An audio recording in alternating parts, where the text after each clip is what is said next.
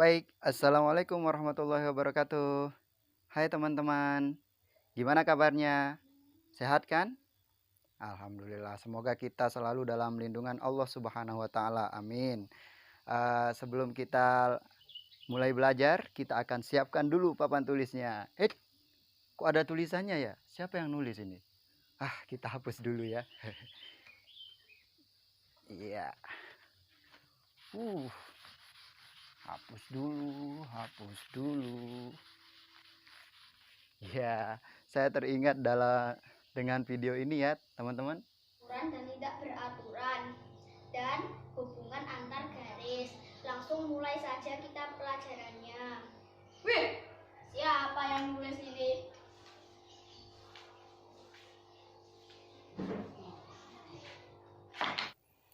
Teman-teman, kali ini kita akan membahas tema 9. Ya, tema 9, sub pembelajaran 1 dan pembelajaran 1.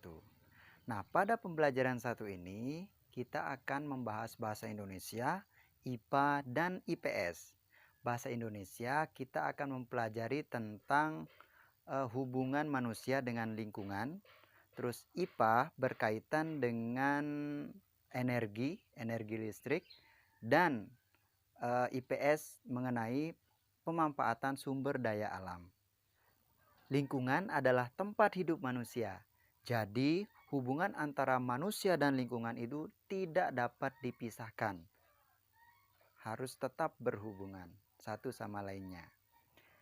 Selain tempat hidup, lingkungan juga dapat dimanfaatkan kekayaan alamnya, seperti contoh air, angin, gas, batu bara, dan lain-lain.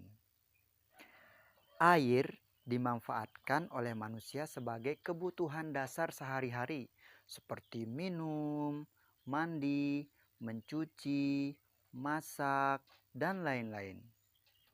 Selain dimanfaatkan untuk kebutuhan dasar, air juga bisa dimanfaatkan sebagai sumber energi listrik. Wow, keren ya teman-teman. Nah, dan kali ini kita akan mempelajari air sebagai sumber energi listrik.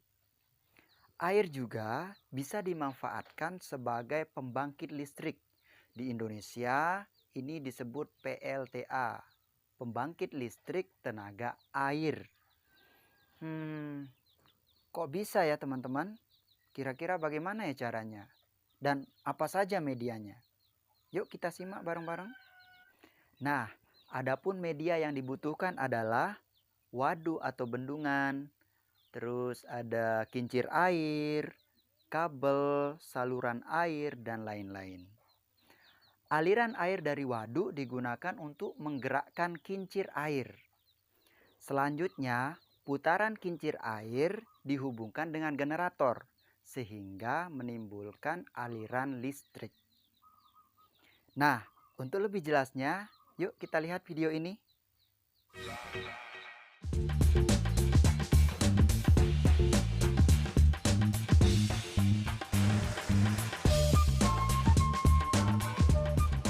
Air menyimpan potensi yang deras.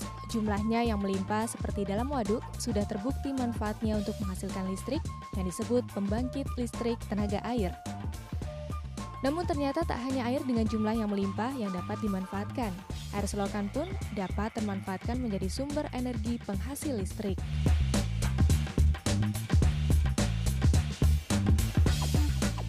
Arif Nur Pratomo, mahasiswa Teknik Mesin Institut Teknologi Bandung, telah membangun sistem penghasil listrik bersumber energi dari air selokan. Ia memanfaatkan selokan di rumah sewanya. Selokan ini haruslah bersih dari sampah untuk kelancaran aliran dan debit air.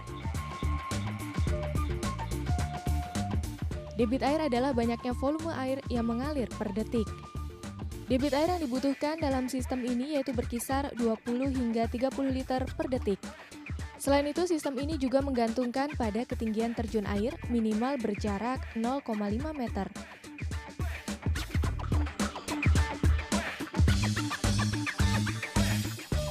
Sistem lengkapnya terdiri dari saringan kawat sebagai penjebak sampah, pipa paralon berisi besi untuk saluran air, kincir, transmisi, generator, aki, dan pembalik arus.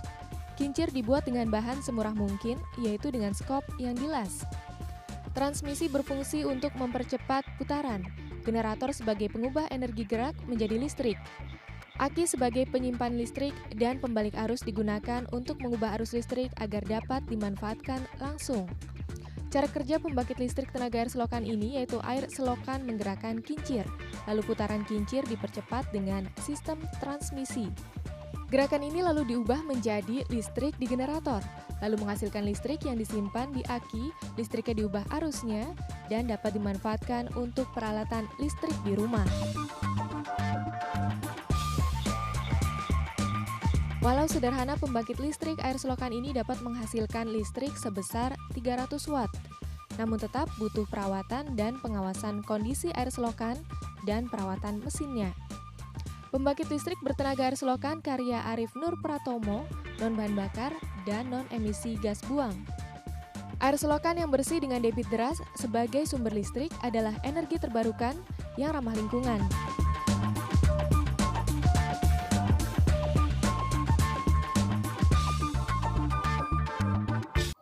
Nah, bagaimana teman-teman? Sudah paham kan tentang aliran listrik tenaga air? Selain air, apa saja yang bisa dimanfaatkan sebagai sumber energi listrik? Silahkan cari 4 saja ya, teman-teman. Selanjutnya, kita akan membahas tentang fungsi lingkungan. Teman-teman tahu nggak lingkungan itu apa? Lingkungan adalah sesuatu yang ada di sekitar yang mempengaruhi kehidupan manusia. Nah, berikut ini adalah contoh fungsi lingkungan bagi kehidupan manusia. Yang pertama adalah lingkungan sebagai tempat mencari makan. Misalnya, para nelayan yang mencari ikan di laut, para petani yang menanam tanaman di sawah, dan lain-lain. Yang kedua adalah lingkungan sebagai tempat beraktivitas sosial, ekonomi, politik, dan budaya. Sosial berkaitan dengan interaksi sesama manusia, ekonomi berkaitan dengan kebutuhan hidup manusia, politik terkait dengan sistem tatanan hidup seperti pemerintahan, dan yang terakhir adalah budaya berkaitan dengan adat istiadat masyarakat. Fungsi ketiga dari lingkungan adalah sebagai wahana atau tempat kelanjutan hidup. Kalau lingkungannya tidak sehat, ada pencemaran, maka kelangsungan hidup manusia itu akan terancam. Nah, yang keempat adalah lingkungan sebagai tempat tinggal. Karena kita hidup di suatu lingkungan, maka kita harus menjaga lingkungan itu supaya terjadi lingkungan yang rapi, bersih, sehat, dan damai. Nah, teman-teman, itu dulu yang Ustadz bisa sampaikan pada video kali ini. Sampai jumpa di video selanjutnya. Semoga bermanfaat. Wassalamualaikum warahmatullahi wabarakatuh.